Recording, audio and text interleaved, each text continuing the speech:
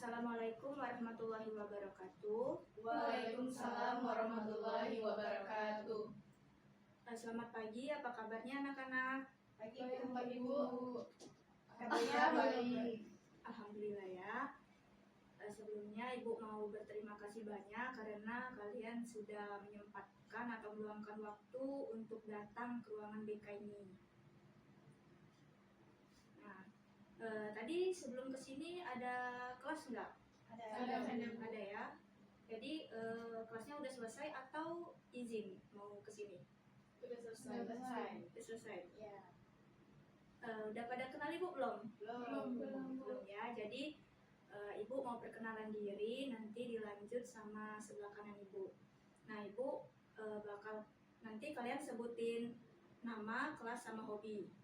Perkenalkan, nama Ibu Dita Rizky Palupi Prameswari, selaku guru BK yang ada di sekolah ini. Halo semuanya, perkenalkan nama saya Rostia Zahra. Saya dari kelas 12 IPS 2 dan hobi saya melukis. Halo Rostia. Halo semuanya, nama saya Iri Herbisa. Saya dari kelas IPS 2, hobi saya menyanyi. Halo. Halo semuanya, perkenalkan nama saya Kania Widaruma dari kelas 12 IPS 2. Hobi saya olahraga. Halo Jania. Halo semuanya, nama saya Nyai Darjatun Alia, saya dari kelas IPS 2, hobi saya menyanyi. Halo Nyu. Halo. Udah pada kenal ya. Coba yang ini sebutin nama ini nih. Ini, Yang ini baca Cania. Ya, ini coba sebutin. Nyu. Sama tahu Bu? Ya. Oke ya, udah pada kenal. Ada yang tahu nggak kita mau ngapain hari ini? Belum tahu. Jadi Ibu mengumpulkan kalian di sini karena mau mengadakan bimbingan kelompok. Tahu nggak apa itu bimbingan kelompok? Dari bimbingan dulu, ada yang tahu nggak pengertiannya? Bimbingan itu mengarahkan seseorang untuk menjadi yang lebih baik itu Bu.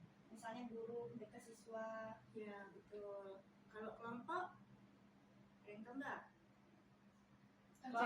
Kalau bimbingan kelompok itu Kelompoknya aja. Oh itu ini Bu, kumpulan satu atau dua orang lebih. Ya betul ya. Jadi bisa disimpulin nggak? Bimbingan kelompok itu apa? Jadi ini Bu, kumpulan satu atau dua orang atau lebih yang diarahkan oleh yang seperti Ibu, contohnya guru ke siswa. Ya betul ya. Jadi Ibu sedikit memperjelas, bimbingan kelompok itu merupakan salah satu layanan yang ada di dalam bimbingan konseling. Nah biasanya itu berisikan 2-10 orang yang membahas materi mengenai hal-hal sedang banyak diperbincangkan pada saat ini.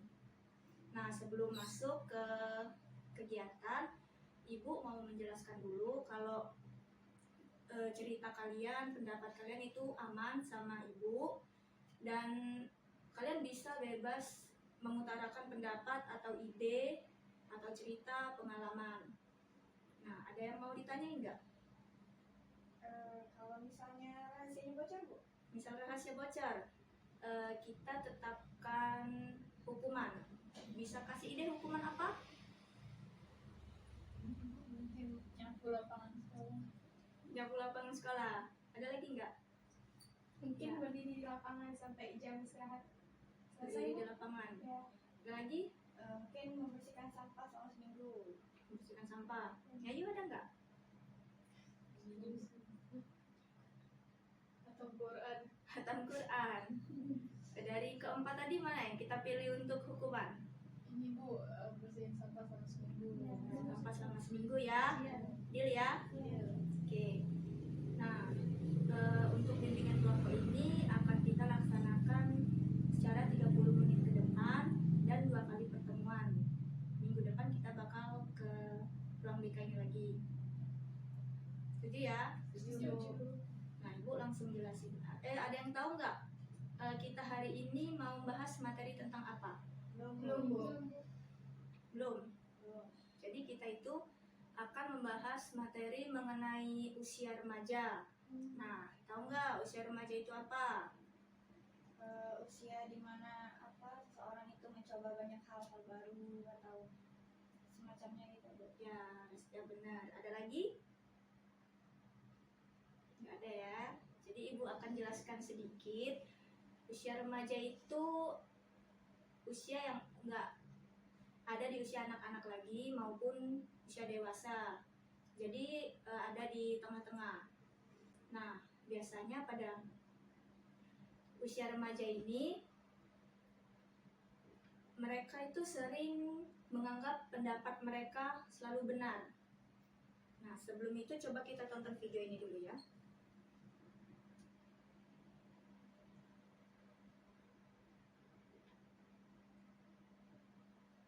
Kali ini kita akan membahas seputar dunia remaja. Masa remaja atau yang sering disebut juga dengan pubertas merupakan peralihan dari masa anak-anak ke masa dewasa. Masa ini dibagi menjadi dua, yaitu remaja awal dan remaja akhir. Remaja awal biasanya terjadi sekitar usia 13 sampai 16 tahun, sedangkan remaja akhir terjadi pada usia 17 sampai 18 tahun. Masa remaja disebut juga periode peralihan, di mana mereka harus meninggalkan segala sesuatu yang bersifat kekanak-kanakan serta mempelajari perilaku dan sikap baru, yaitu menjadi dewasa. Mereka bukan lagi seorang anak dan juga bukan orang dewasa. Sifatnya sebagian sudah tidak menunjukkan kekanak-kanakan, tetapi juga belum menunjukkan sifat sebagai orang dewasa. Remaja juga dekat dengan usia yang bermasalah. Pemecahan masalah bagi mereka tidak seperti pada masa sebelumnya yang bisa dibantu oleh orang tua atau gurunya. Mereka akan menyelesaikan masalah secara mandiri dan cenderung menolak bantuan dari orang tua ataupun guru mereka. Sekarang, mari kita bahas perkembangan-perkembangan penting yang dialami oleh seorang remaja. Yang pertama, perkembangan emosi. Remaja memiliki ketegangan emosi yang bersifat khas atau disebut juga badai dan topan, storm and stress, menggambarkan emosi yang tidak menentu, tidak stabil, dan meledak-ledak.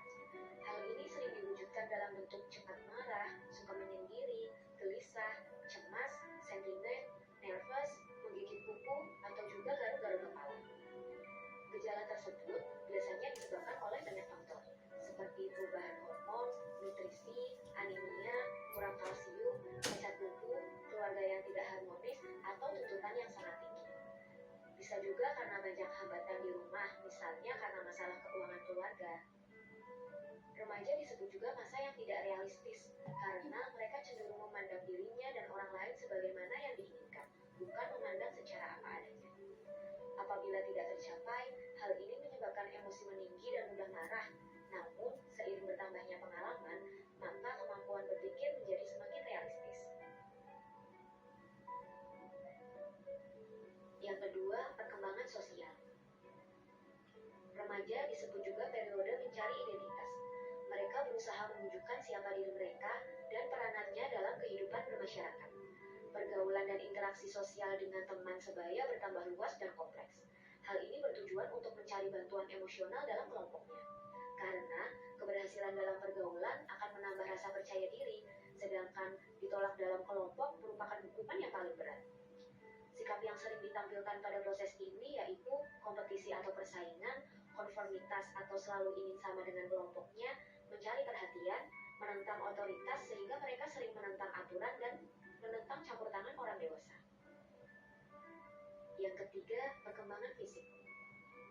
Remaja disebut juga periode perubahan, ditandai dengan perubahan fisik yang pesat, perubahan perilaku, sikap, emosi, dan minat.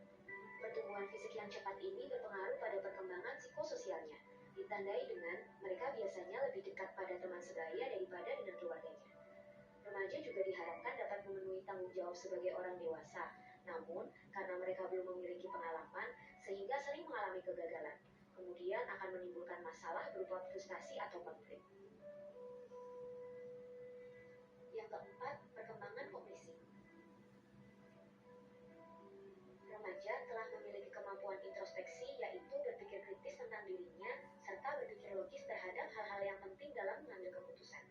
Ciri berpikir mereka biasanya idealis, egosentris, dan konformitas. Nah, itu tadi keempat perkembangan penting yang terjadi pada masa remaja. Terima kasih sudah menonton. Nah, itu tadi videonya. Ada yang bisa simpulkan nggak isi dari video ini? Sedikit saja. Mungkin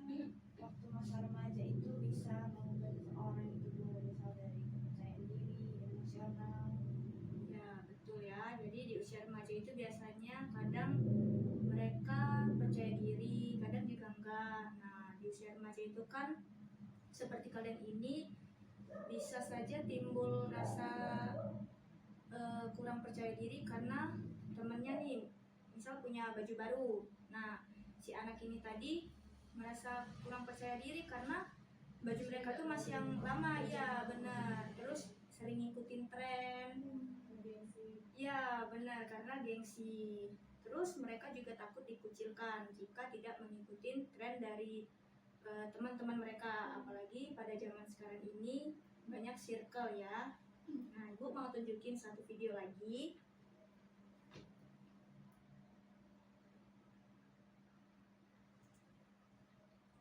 Nanti kalian simpulkan seperti tadi ya. Terlebih dahulu pengertian dari kemandirian.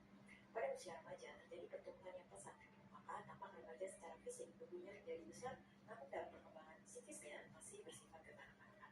Karenanya tidak jarang remaja menjadi pemurung, mudah emosional dan tidak mau disebut sebagai anak lagi, tetapi juga keberatan kalau disebut dewasa. Remaja dikatakan dewasa karena berkaitan dengan perkembangan kemandirian dan rasa tanggung jawab. Perkembangan kemandirian merupakan suatu masalah penting sepanjang kehidupan manusia. Kemandirian dipengaruhi oleh perubahan-perubahan fisik yang pada gilirannya memicu terjadinya perubahan emosional. Perubahan logis yang memberikan pemikiran tentang cara berpikir yang mendasari tingkah laku, serta perubahan nilai dalam peran sosial melalui pengasuhan orang tua dan aktivitas individu.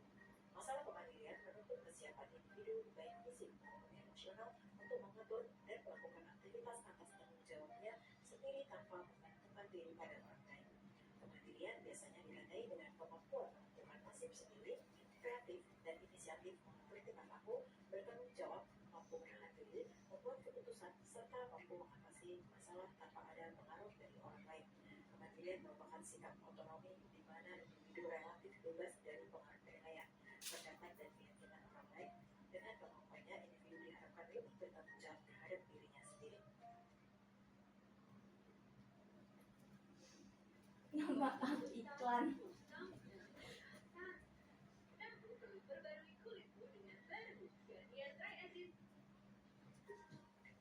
Dari uraian tersebut tadi, kita bisa simpulkan bahwa kemandirian itu mengandung pengertian yang pertama, suatu kondisi di mana seseorang memiliki hasrat bersaing untuk maju demi kebaikan dirinya sendiri.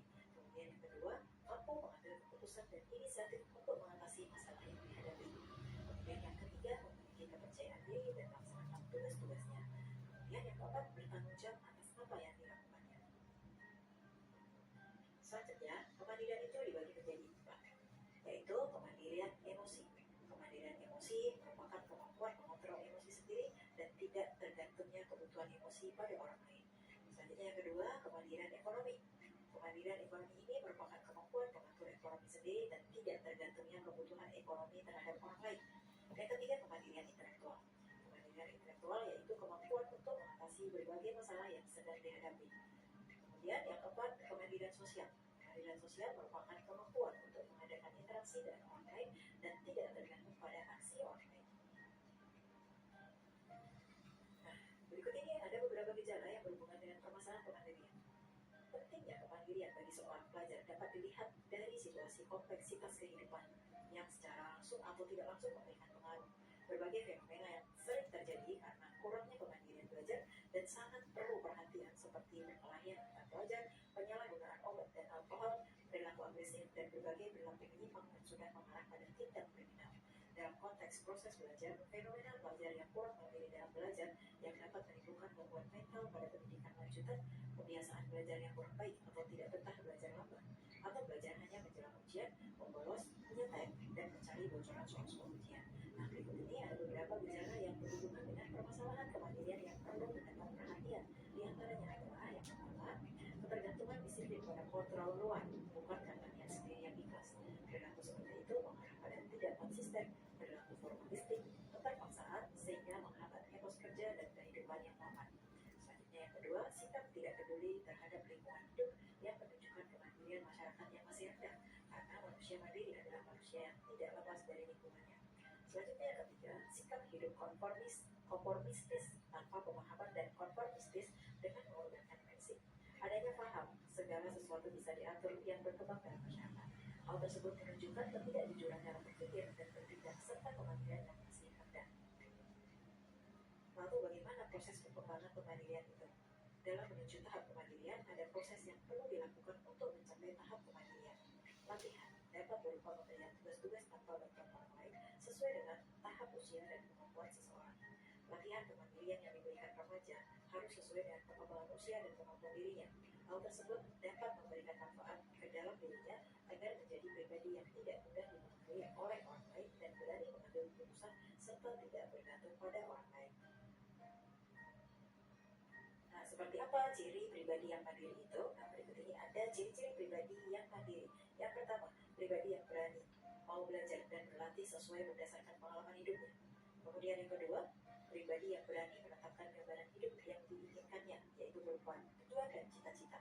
Kemudian yang ketiga, pribadi yang berani mengarahkan kegiatan hidupnya untuk mencapai tujuan yang telah ditetapkan sebelumnya. Yang keempat, pribadi yang berani menyusun langkah kegiatannya melalui tahapan yang realistis, berproses dan membutuhkan analisa dalam mengambil keputusan. Selanjutnya yang kelima, pribadi yang berani menata dan menjaga diri. Yang keenam, pribadi yang berani mengambil keputusan secara tepat dan bijaksana. Selanjutnya yang ketujuh, pribadi yang berani mengembangkan rasa percaya diri, tegas dan bijak. Selanjutnya yang terakhir, pribadi yang berani mengurangi ketergantungan hidupnya dari orang lain untuk lebih bersandar pada kekuatan sendiri. Kemudian faktor-faktor yang mempengaruhi kemandirian dalam diri individu yaitu diantaranya yang pertama, gen. Sifat kemandirian orang tua dapat diturunkan pada anak. Namun beberapa ahli masih mendebatkan hal ini karena kemandirian pendidikan yang dilakukan. Selanjutnya yang kedua, sistem pendidikan sekolah. Lingkungan pendidikan cenderung mengembangkan edukasi dan menekankan penghargaan terhadap potensi anak didik. Hal ini akan menstimulasi perkembangan kemandirian anak. Jika lingkungan pendidikan yang menekankan pemberian hukuman, maka akan menghambat kemandirian anak. Yang ketiga, sistem kehidupan di masyarakat. Lingkungan masyarakat yang menghargai potensi dan tidak begitu menekankan hierarki struktur sosial akan mendorong perkembangan kemandirian remaja. Selanjutnya yang keempat, pola asuh orang tua. Pola asuh yang diberikan orang tua kepada anak sangat mempengaruhi kemandirian anak. Bila orang tua memberikan siasana keluarga yang nyaman dan menyenangkan dapat membangun komunikasi, maka perkembangan kemandirian anak akan berjalan dengan bagus. Namun, jika orang tua cenderung mengontrol anak, maka perkembangan sosial dan intelektual anak yang mempengaruhi kemandiriannya. Nah, demikian tadi materi tentang faktor-faktor serta ciri-ciri kemandirian dalam diri individu. Setelah menonton video ini, mudah-mudahan kita bisa mengaplikasikannya. Nah, itu tadi video kita. Nah, ada yang bisa simpulkan dari video yang baru saja ditonton? Nah, Restia lagi ya, coba simpulkan. Nah, dari video tersebut Bu, kemandirian itu bisa diartikan misalnya kondisi seseorang yang bisa mengambil keputusan atau inisiatif untuk mengatasi masalah yang dihadapi. Ya, benar. Jadi pada usia remaja itu kalau kita nggak mandiri, kita bakal terus ketergantungan sama orang lain, terutama misal dalam mengambil keputusan. Nah, mereka itu akan bimbang. Misal si Rastia ini ada pilihan yang lain, nah si Nyayu ada pilihan yang lain juga. Nah, si Irni bingung mau milih yang mana. Begitu ya. Nah, pada usia remaja ini juga ada ciri-ciri fisik yang ada pada diri mereka. Misal kalau remaja laki-laki itu suaranya berubah menjadi lebih besar. Nah, kalau perempuan itu kan bisa dilihat dari depan mereka, dari pinggang, terus ya bisa dimengerti sendiri ya, terus menstruasi gitu. Ada yang mau nyampein pendapat tentang usia remaja ini atau hal yang kalian lalui pada usia remaja? Ya, Irdi. Gimana Bu kalau seandainya kita penasaran sama hal-hal yang negatif, mungkin ikut teman-teman yang nyobain hal-hal yang nggak baik gitu? Nah, kalau dari itu seperti yang kata Ibu tadi, kita itu harus bisa mengontrol diri kita sendiri. Nah, misal kalau udah terlanjur ngikutin hal-hal negatif, kita harus berani untuk bertanya ke orang yang lebih dewasa, meminta bimbingan kepada mereka. Nah, selain itu juga kita itu harus pintar-pintar mengontrol diri kita agar tidak terjerumus ke dalam hal-hal negatif itu tadi. Ada lagi nggak pengalaman tentang usia remaja? Secara kan kalian ini masih pada remaja nih. Berapa umurnya? 17, 18. Nah, masih remaja itu. Ada yang mau cerita nggak? Kalau misal tentang kepercayaan diri nih Bu, kan kebanyakan remaja itu masalahnya tuh dengan percaya diri yang kurang percaya diri sama diri sendiri itu gimana Bu? Kurang percaya diri tadi. Nah, kita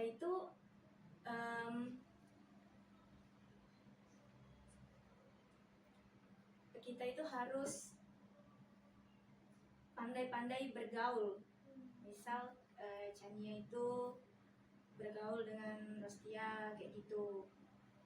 Kan pengaruh dari orang sekitar itu bisa menimbulkan rasa percaya diri. Rostia memberi dukungan kepada Chania, Nyayu memberi dukungan kepada Irni, dan kalau misalnya temennya baik atau menimbulkan hal-hal positif, itu kan rasa percaya dirinya akan semakin tinggi.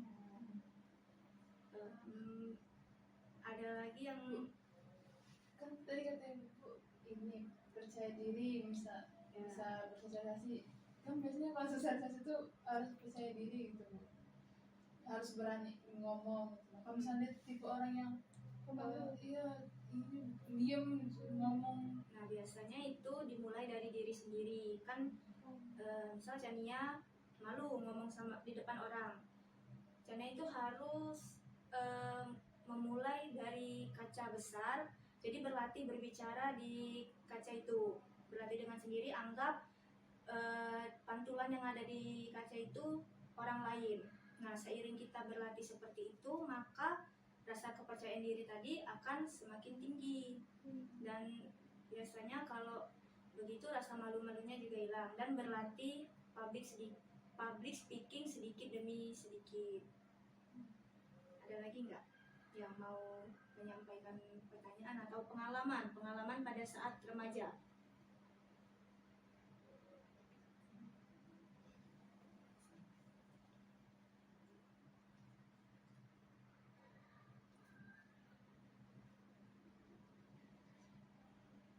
Mungkin cukup Bu. Cukup? Ya. Mungkin ini Bu rata-rata pengalamannya sama gak bisa di. Ya, kalau seperti kata Ibu tadi kan, kalau perempuan itu menstruasi pertama-tama itu kan pasti kaget ya melihat hal pertama kali begitu. Ada lagi yang ingin disampaikan? Udah Bu, cukup. Cukup. Ya, mungkin itu saja materi kita hari ini. Oh ya, sebelum penutupan Ibu mau bermain game sedikit. Nah, ini pertanyaan mudah. Coba kalian ini jawab sebanyak-banyaknya. Hal yang berhubungan mengenai bimbingan konseling atau mengenai tentang guru BK, hal-hal yang mengenai tentang guru. Siapa yang mau jawab? Siapa aja? Berebutan kayak gitu. Oh iya.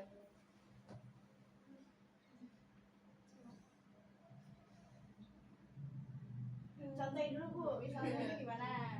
Misalkan kalau yang berhubungan tentang kuliah nih, belajar, kampus, universitas, kayak gitu. Yang berhubungan dengan BK, konseling, terus kayak gitu. Coba, Yuni. Siswa yang bermasalah. Ya, betul. Ada lagi nggak? Menyelesaikan Ini ya. masalah. Ya, menyelesaikan masalah, betul. Ada lagi? Mungkin ini curhat juga bisa ke Ya, gereja. curhat, tempat curhat. Nyayu?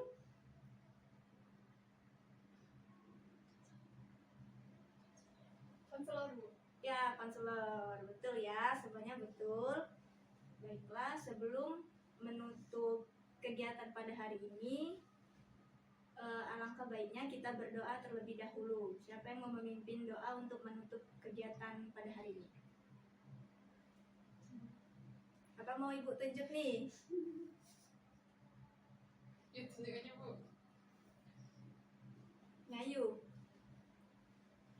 Baik teman-teman, mengakhiri pertemuan renungan hari ini, mari kita berdoa sebelum pulang ya. Doa mulai. Selesai. Ya, selesai. Semoga materi yang Ibu sampaikan hari ini bisa